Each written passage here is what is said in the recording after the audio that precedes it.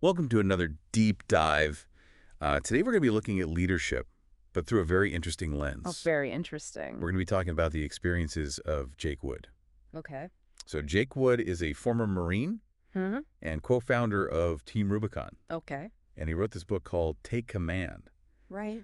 And it's really a fascinating look at leadership from not a typical business perspective. Yeah. His background is certainly a unique one. Very unique background. To be talking about leadership from, Yeah. Forged Forged in combat and disaster relief. Exactly. So I'm really curious to see how some of these experiences he had translate into some broader principles that we can all learn from. Well, I think one of the things that really jumps out in his book and his approach is the emphasis on preparation. Okay. And he really kind of dives into this, talking about his time in Marine sniper school, Wow. where the failure rate is a staggering 70%. 70%. 70%. That's just unbelievable to me. What contributes to such a high failure rate? It's not just about marksmanship. Okay. They push these candidates to their absolute limits physically, Right. mentally, Yeah. emotionally. It's tests designed to really push the limits of what people can do. Yeah. So it requires incredible mental fortitude, Sure. judgment, Hmm. the ability to function under immense pressure. I can only imagine. And these are skills that, yes, they're honed in the military context, Right. but they're so applicable to the business world. Absolutely. And, he talks about even in Haiti, there was a situation where his lack of physical preparedness almost put his entire team at risk. Oh, wow. And it really, I think, for me, it underscored that connection between physical strength, Right. mental resilience, It's absolutely. and effective decision making. And you can't separate those things. You can't separate those When things. you are in a stressful situation. Yeah, so physical preparation is obviously a huge part of it, but he also goes into mental and spiritual readiness. Yeah. And one of the things I thought was really interesting was how he separated information from knowledge. Right. And this is something that a lot of people talk about, but he really brings it home. Okay. Information is the what, knowledge is the why. Okay. And he uses the example of General Mattis's Yeah. required reading list Right. for commanders in Afghanistan. Yeah. Mattis really believed that if you understood history, Sure. you were going to be a better leader. Right. And there's that famous anecdote of a junior officer Yeah. who complained about the reading list. Right. And Mattis replied with this email. I think that was an email, right? I believe so. Yeah. It was brilliant. And he basically said, thanks to my reading, I've never been caught flat-footed by any situation. Yeah. So it really speaks to that power of contextual understanding. Totally. So how does he break down knowledge then?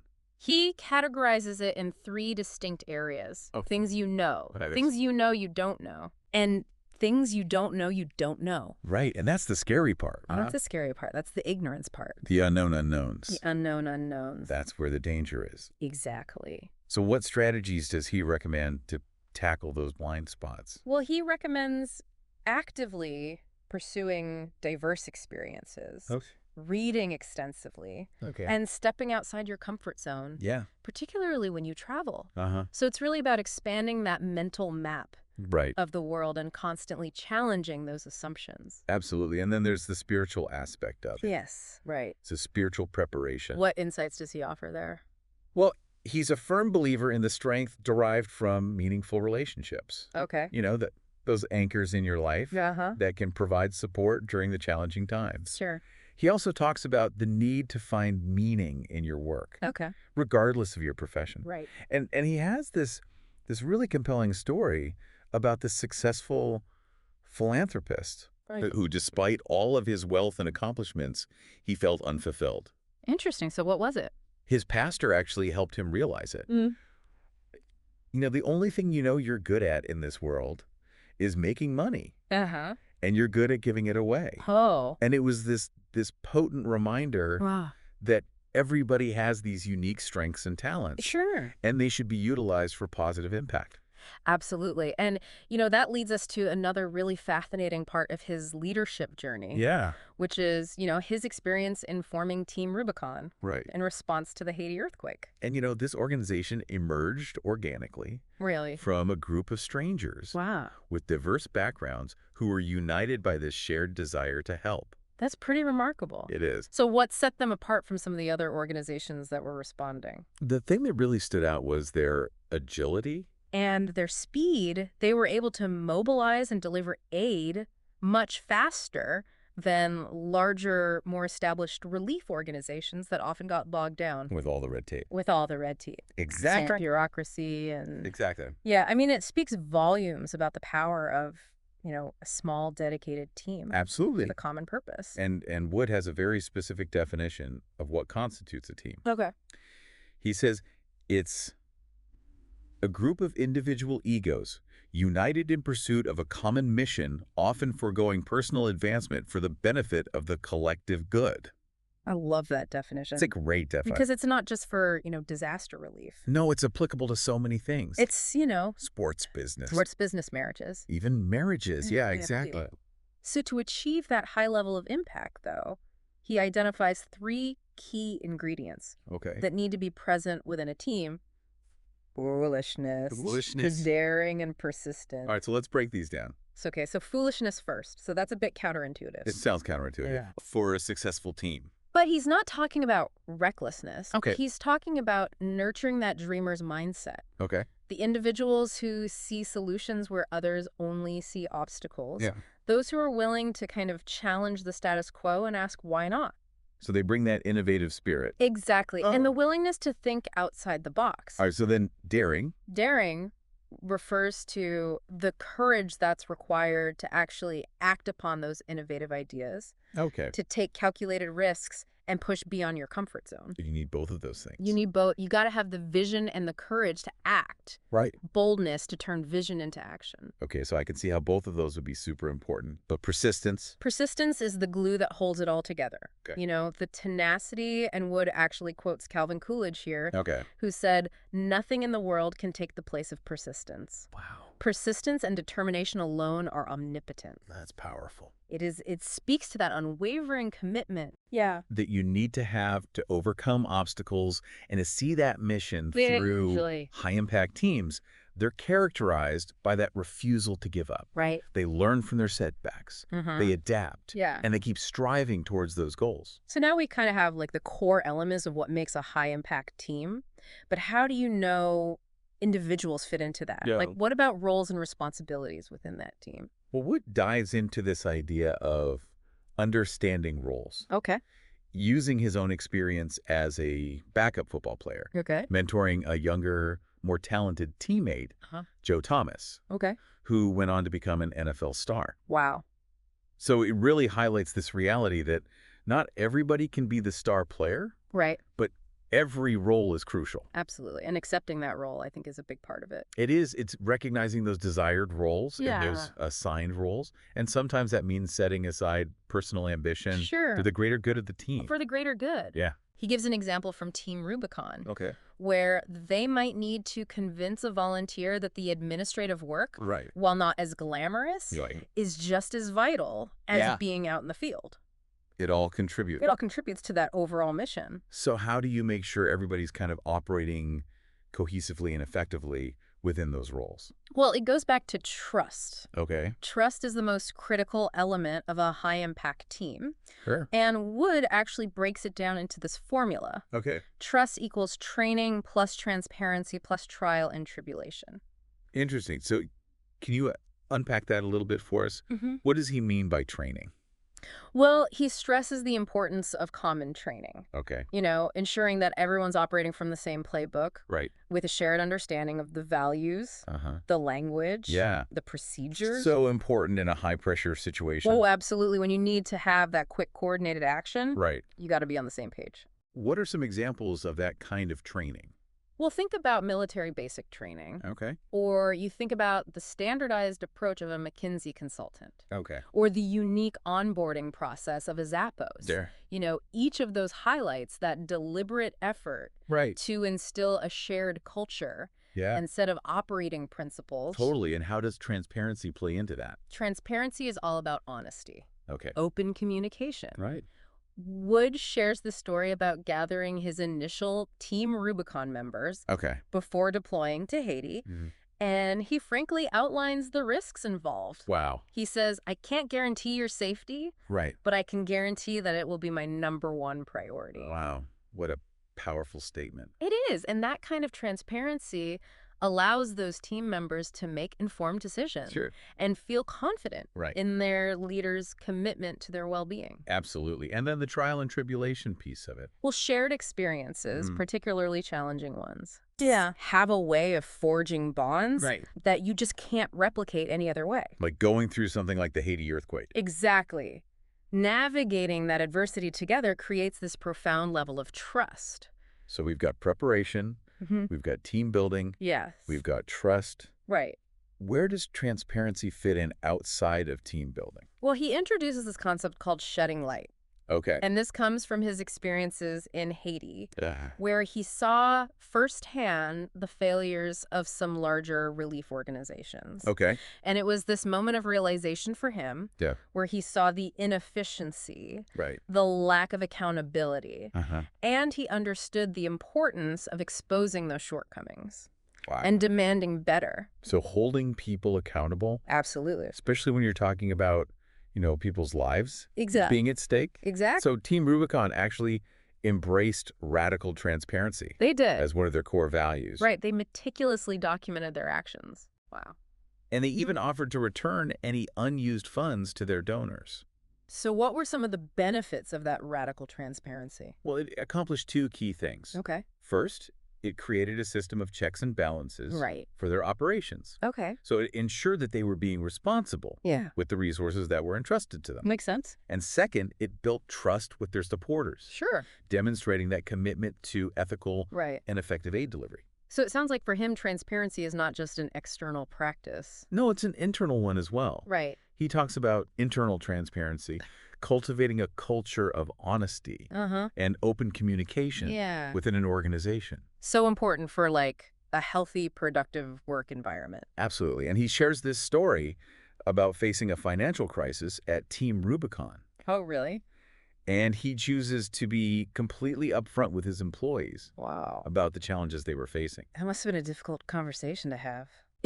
But it highlights this crucial point. What's that? When leaders are transparent with their teams, it empowers those teams to become part of the solution. Right. So that shared ownership, shared responsibility. It builds that trust. Right. And allows those individuals to kind of rally together and navigate those difficult times.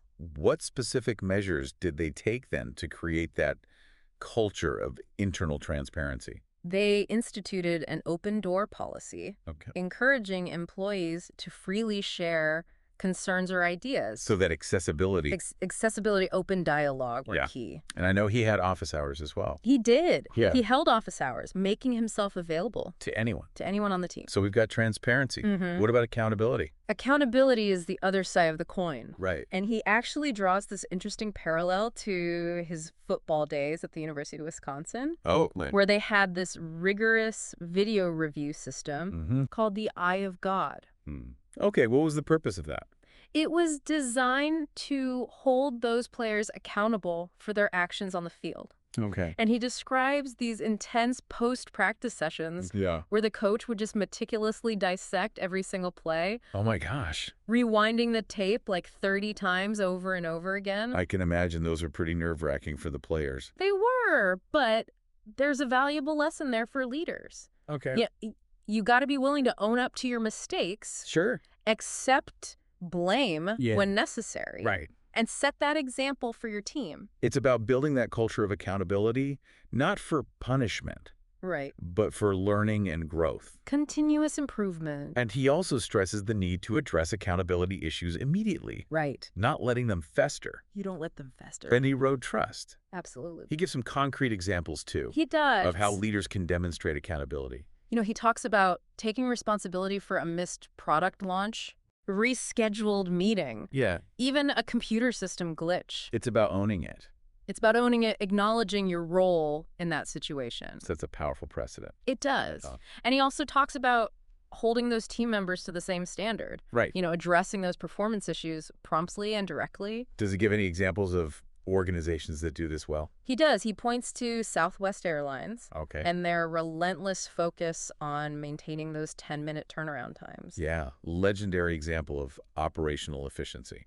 It is, and it really speaks to that unwavering commitment to adhering to those core principles. Even when things are chaotic. Absolutely, even amidst all that industry turbulence. So holding yourself and your team accountable to meeting those standards is so important. It's essential for achieving that sustained success. Absolutely. But what about those situations where you have to make these like really critical decisions, but you have limited information? Right. How does he approach that?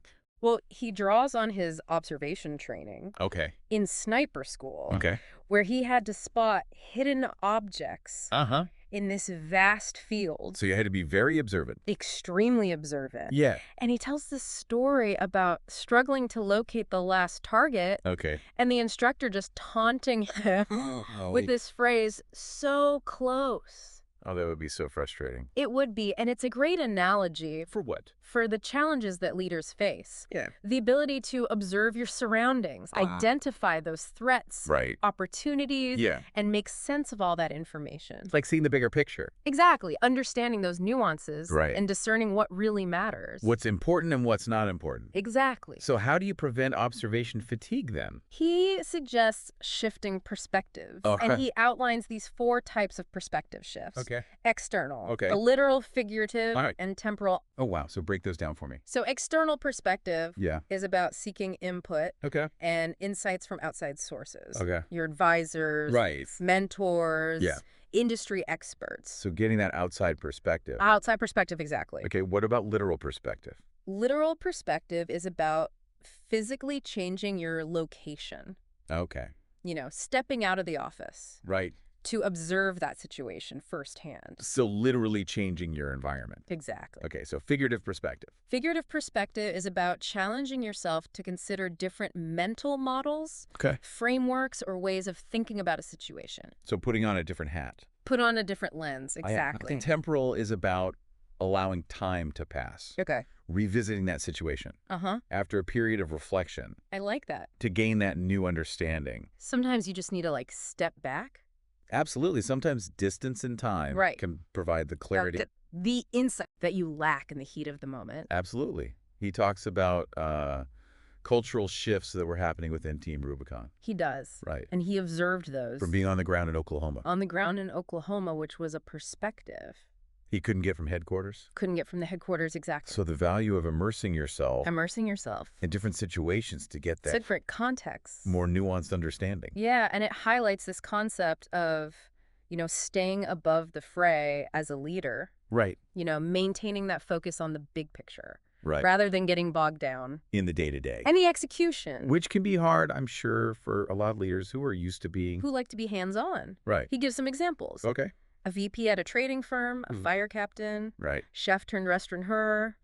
All these people who struggled with that transition. From being hands-on to taking on a more strategic role. Exactly. So it's about empowering other people. Absolutely. To excel. Not doing it all yourself. It's not about doing it all yourself. What about making decisions when you don't have all the information? He used this hypothetical scenario of a pre-mission briefing for the Bin Laden raid.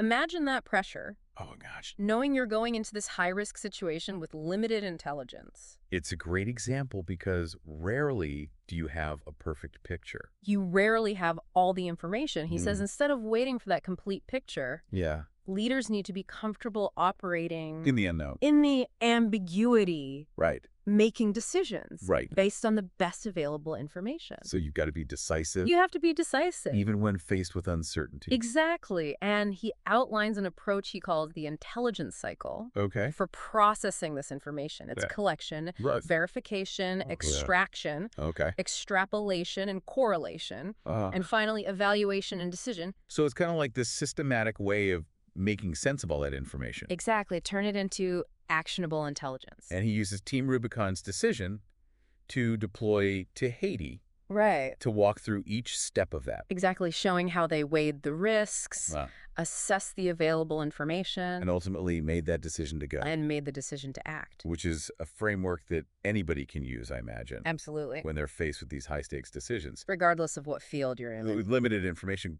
But where does risk fit into all of this? Yeah. Well, he starts with this premise that great reward requires great risk. And he connects that to the very essence of leadership. So taking risks is a big part of leading, effectively. It is. And he contrasts two approaches to risk. Okay. You have your life managers. Okay. Who seek to minimize that uncertainty. Okay. And then you have your life leaders. Okay. Who embrace it. So is one better than the other? Not necessarily. It's about recognizing your own risk tolerance. Right. And understanding those potential benefits and drawbacks of each approach. So it's about knowing yourself. Exactly. And what your appetite is for risk. Exactly. Okay, so then he goes into calculated risk-taking. He does. Right. And he shares this story about deploying Team Rubicon to Pakistan. Okay. Despite threats from the Taliban. That's a very risky proposition. Incredibly risky proposition. And so he had to weigh, the potential dangers of kidnapping. Kidnapping, public execution. Versus, providing that aid. Helping people in need. To people who desperately need it. Exactly. So how did they assess those risks in such a volatile situation? Well, they went through this rigorous risk assessment process. Okay. They considered those worst-case scenarios. Sure. And they evaluate the probability and severity of various threats. That seems like an essential process. It is. Especially in that kind of environment. Especially in a high-stakes environment. Oh, Sari, he brings in this concept of EMDCOA. EMDCOA. Which is enemy's most dangerous course of action. Okay. And EMPAA. EMPCRA, enemy's most probable course of action. So how could we apply that in business? Well, imagine you're a startup. Okay. And you're facing the risks of server malfunctions versus a potential hacker attack. Okay. Both are risks. Yeah. But they carry different levels of severity and probability. Right. So you have to develop different strategies. Different mitigation strategies. Exactly. So he also talks about the element of time in all of this. Right. How does that play into risk assessment? Well, he says you need to consider how quickly those risks might materialize. Right. And how the landscape might change over time. Well, because some risks, Some emerge gradually. Right. Others can appear suddenly. You got to be adaptable. You have to be adaptable. And he even challenges listeners to recall a time when they had to make a tough decision. Right. With incomplete information. With incomplete information. I think we've all been there. We've all been there. Where you've had to make that decision and you just didn't have all the information. And it really gets to that point that risk-taking is inherent to leadership. Regardless of your field. Regardless of your field. So he shares a very powerful anecdote. A very powerful anecdote. About serving as a point man in Afghanistan. Right. Facing that constant threat of landmines. Yeah. And learning to operate as if he'd already lost everything. Which is this powerful mindset shift. Right. It's about accepting that worst-case scenario. Not in a defeatist way. Not in a defeatist way. But in the way that frees you. Frees you from that paralyzing fear of the unknown. So it's about embracing uncertainty. Embracing uncertainty. Acting decisively despite those risks. Absolutely. And he even reveals a personal story. Okay. About facing financial pressure as a tech startup co-founder. Realizing that he needed to accept that possibility of failure to make those bold decisions. Sometimes embracing the worst-case scenario is what you need to do to find success. It's counterintuitive, but it's true. And that leads us to the 80% solution. The 80% solution. He uses Team Rubicon's experience deploying to Hurricane Sandy to illustrate this. Exactly. So, they knew they couldn't wait for a perfect plan. They couldn't gather all the information. Right. People needed help. Right. Right. Then immediately.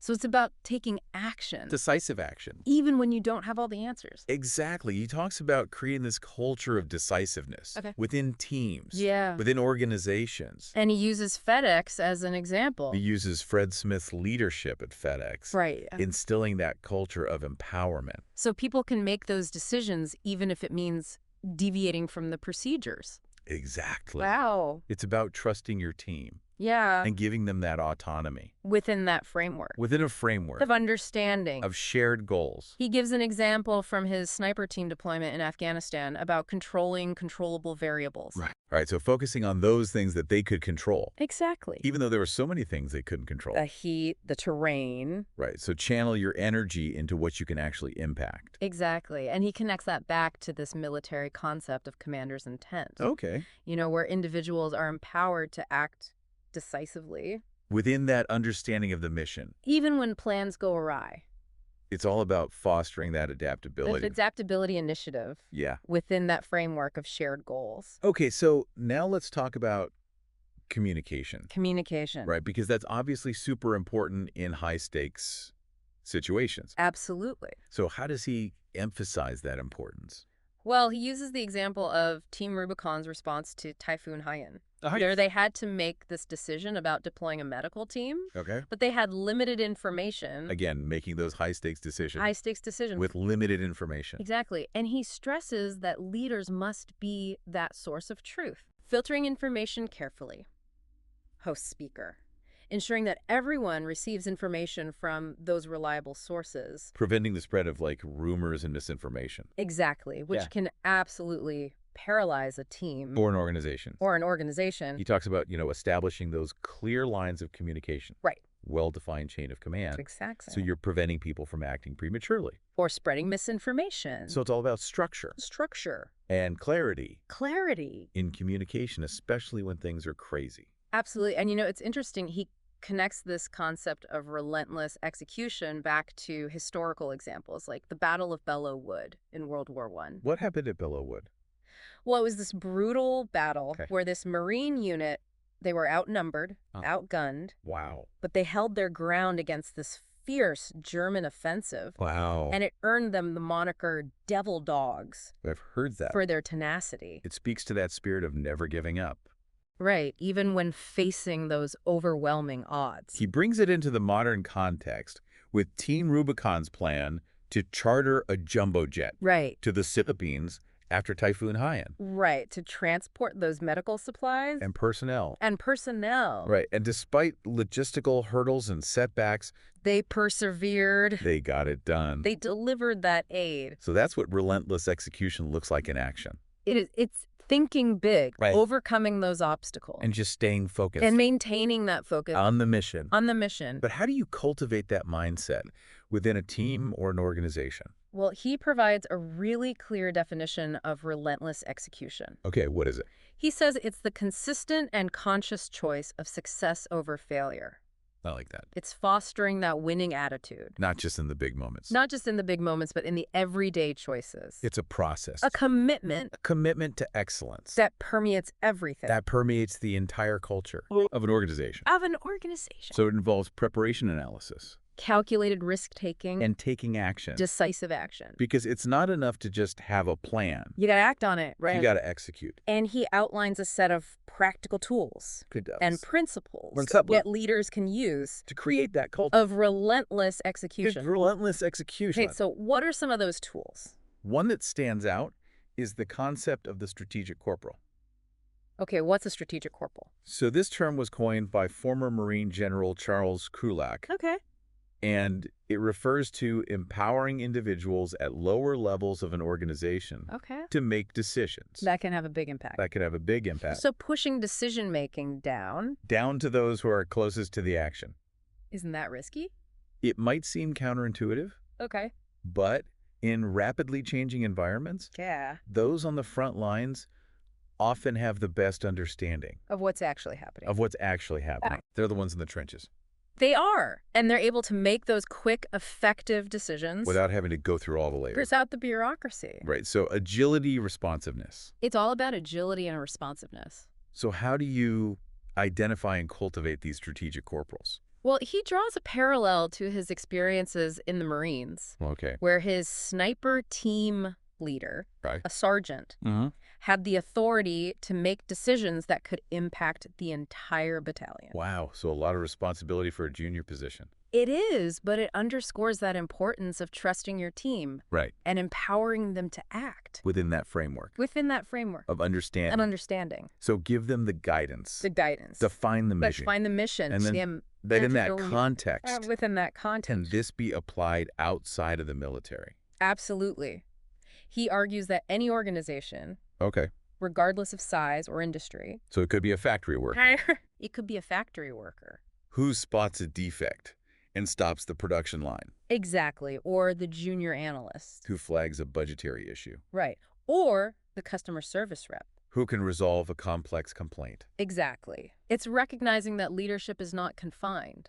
To a title? To a title or a position. It's a culture. It's a culture. Where everyone feels empowered. To take ownership. And contribute their expertise. So he challenges listeners to assess their organizations. He does. Do you have strategic corporals? You have strategic corporals? Your team members feel empowered to make decisions? Or are they constantly seeking approval? For every little thing. For every little thing. So I imagine a sign that you've done this well is if your team only brings you problems. Right. After they've solved them. They've already solved them. Right, so they're taking initiative. Operating with that sense of ownership. Exactly, but it's not just about empowering individuals. Yeah, it's also about managing the complexity of leadership. Okay, how do we do that? He talks about maintaining a manageable span of control. Okay, so what does that mean? It refers to the number of people or tasks that a leader is directly responsible for. Okay. And when that span of control gets too large, it can lead to burnout. Burnout, inefficiencies. Breakdowns in communication. And execution. And ultimately execution. You can only manage so much. Effectively. Effectively. At once. So So he advocates for creating smaller, more agile teams. Right, where individuals can concentrate their efforts and their expertise. Specific areas. And get more personalized support. From their leaders. It makes sense that you're going to be a more effective manager with 5 direct reports than 50. Absolutely. It's just more focused. It's more focused. And tailored. But it's not just about team size and structure. No, it's also about consistency. Okay. Across the organization. So what does he mean by consistency? It's things like your operating procedures. Okay. Your equipment terminology. Training programs. Training programs even. Right, so everyone's on the same page. Everyone's operating from the same playbook. Speaking the same language. Shared understanding of the values. And the mission. Absolutely. So that's super important for that seamless collaboration. Especially in those rapidly changing environments. Right, or high-pressure environments. High-pressure environments. So you can reconfigure. Quickly and efficiently. When you need to. To navigate a crisis. Or adapt to unexpected challenges. Exactly. So what other tools does he recommend? He suggests implementing short operational cycles. Okay. What does that entail? It could be setting weekly goals. Okay. Breaking down large projects. Into smaller, more manageable tasks. Exactly. Having regular check-ins. To assess progress and make adjustments. Exactly. So you create this rhythm. Of action and evaluation. Ensuring that you're constantly making progress. But also being flexible. And responsive. To change. He even shares an anecdote about his time in sniper school. He does. Where he used to mentally break down these grueling days. Into smaller segments. Just to get to the next meal. Just make it to lunch. And then just make it to dinner. Exactly. It's a simple way. Simple but effective. To stay motivated when you're faced with something that just seems impossible. Absolutely. And he draws this interesting parallel to navigation techniques in the Marines. Okay. He compares GPS-guided navigation to the traditional method of dead reckoning. So how do those two approaches relate to leadership? Well, GPS navigation represents having that clear and defined plan. Okay. Whereas dead reckoning requires meticulous planning, calculation. And continuous adjustment. Continuous adjustments based on the terrain. Based on the changing terrain. So it's like having a plan. Have a plan. But being able to adapt. As you go. So you need both. He ends this section by reiterating the importance of controlling communication channels. Right. Especially in those high-stakes situations. Where misinformation can just spread like wildfire. Absolutely. And we talked about this a little bit earlier, but why is communication so crucial? Well, he uses the example of Team Rubicon's response to Typhoon Haiyan. Okay. Where they had to make this critical decision. About deploying a medical team?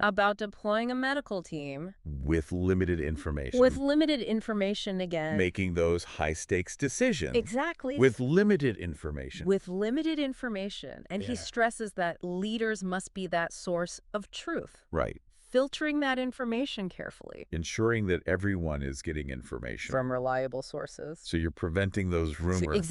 And misinformation. Misinformation from spreading. Which can really paralyze a team or an organization. Absolutely. He advocates for those clear lines of communication. Right. A well-defined chain of command. So people aren't acting prematurely. Or spreading misinformation. Structure. Clarity in communication. Clarity in communication is paramount.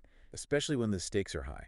Absolutely. It seems like we've really established that communication is vital. Oh, it's absolutely essential. For effective leadership. There's no doubt about it. But how does he approach it on an individual level? Well, he dedicates a whole chapter to communication in his book, recognizing that it's often the thing that breaks down. Under pressure. Under stress. Right, leading to all kinds of misunderstandings and conflicts. Misunderstandings, conflicts. Opportunities. Absolutely. And he shares this funny anecdote from Team Rubicon's early days. What happened? Well, due to a miscommunication, they received a pallet of adult diapers. Instead of the requested medical supplies. Adult diaper. Adult diaper. Not exactly what you need in a disaster zone. Not quite what they were looking for. So how do you avoid those kinds of breakdowns? Well, he outlines a set of principles and techniques drawn from his experiences in the military with Team Rubicon as a tech entrepreneur. So what are some of those key principles? Well, one that really resonated with me was the idea of communicating up. Communicating up, what does that mean? Essentially, it means providing your superiors with the information they need to make informed decisions. Even if it's not what they want to hear. Even if it's not what they want to hear. So honesty and transparency. Honesty and transparency, even when it's uncomfortable. Recognizing that, hiding problems or sugarcoating things only makes it worse. It just exacerbates the situation in the long run. He gives a really good example from his time as a Marine. He does. Where he had to deliver this really difficult message to his commanding officer about a potential security breach. And knowing that it would not be well received. That must have taken a lot of courage. A lot of courage, but it demonstrates that importance of speaking truth to power. Right. Your obligation is to the mission. Not to protecting egos or saving face. Not to protecting egos or maintaining that false sense of harmony. But communicating up doesn't mean just blindly criticizing. No, it's about providing them with the information they need. In a way, it's clearly, concisely, and respectfully. So how do you do that effectively? Focus on the facts. Provide context. And offer potential solutions. So you're a resource. Be a resource, not just a complainer. And these same principles apply. They apply when communicating down as well. So when you're talking to your team. It's about clear instructions. Clear instructions, setting expectations. Making sure everybody understands their roles. Their roles and responsibilities. And explaining the why. Explain the why. Behind the decisions. Not just issuing orders. That makes sense because people need to understand the bigger picture. They need to understand the bigger picture. How their work contributes to the overall mission. Exactly. And that transparency builds trust. Motivates people. Motivates people to take ownership. But it's not one size fits all. No, it's not. Right. He emphasizes tailoring your communication style to your audience. Because different people respond to different approaches. Different people respond to different approaches, absolutely. He gives an example of working with volunteers at Team Rubicon. From all different backgrounds. Different levels of experience. So you had to adapt. Your style. To connect with each person. It's all about being adaptable. Adaptable. Understanding how to craft that message. To resonate with your audience. But we can't just focus on delivering the message. We have to listen as well. Right. Active listening is so important. Active listening is critical. It's about truly engaging with what other people are saying. Understanding their perspective. Asking clarifying questions. Making sure everybody's on the same page. So you're present in the conversation. Not just waiting for your turn to talk. Exactly. And he gives some techniques. For active listening? Eye contact. Paraphrasing. Asking open-ended questions. All good techniques to show that you're actually paying attention. Absolutely, that you value their input.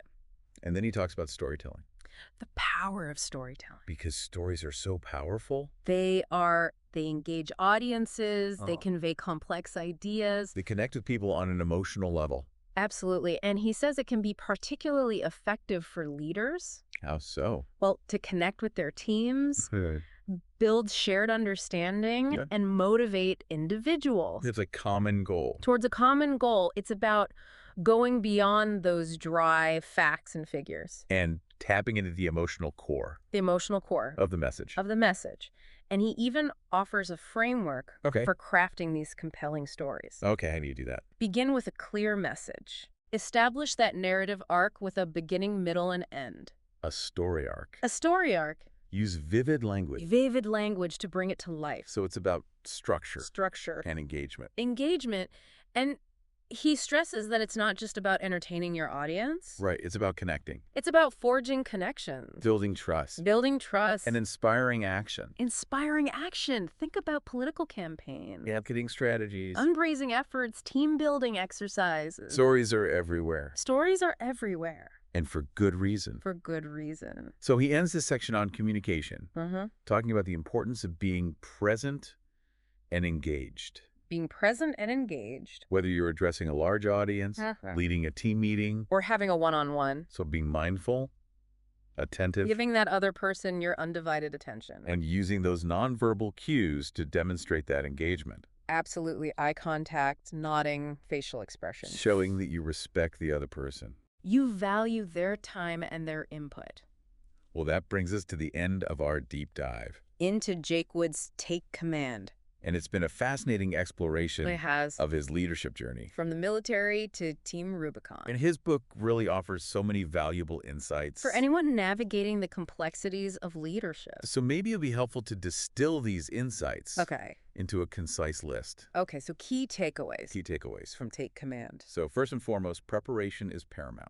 Preparation is paramount. Whether you're facing, a combat situation, a natural disaster, a challenging business decision, being adequately prepared is essential. And that preparation includes physical fitness, mental acuity, emotional resilience, and a strong spiritual foundation. Number 2, we have his framework for building high-impact teams. High-impact teams. Emphasizing those individuals who have that blend of foolishness, daring, and persistence. Absolutely. Fostering a culture of innovation. Calculated risk-taking. An unwavering determination. He also stresses establishing clear roles. Fostering trust. And creating an environment where people are putting the team first. Absolutely. Prioritizing team success over personal ambition. Number 3, transparency and accountability. Crucial. He advocates for open communication. Both internally and externally. Where information is shared freely. Mistakes are acknowledged. Individuals are held responsible for their actions. It's about creating that culture of trust. And mutual respect. Where everyone feels empowered. To contribute. To contribute their best. And his framework for analysis and decision-making.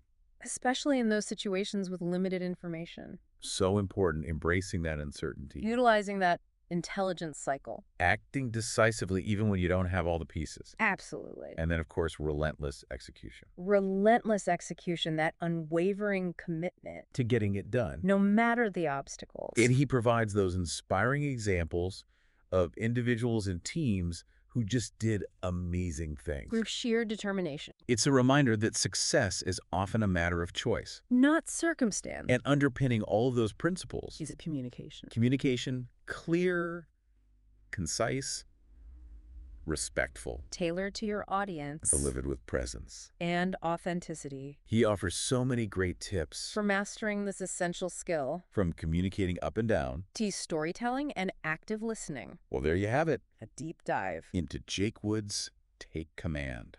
His approach to leadership is so insightful. Forged in these really demanding arenas. Of combat and disaster relief. We hope you found these lessons as valuable as we have. We encourage you to reflect on these principles. And consider how they apply to your own journey. Until next time. Keep exploring. Keep learning. And keep leading.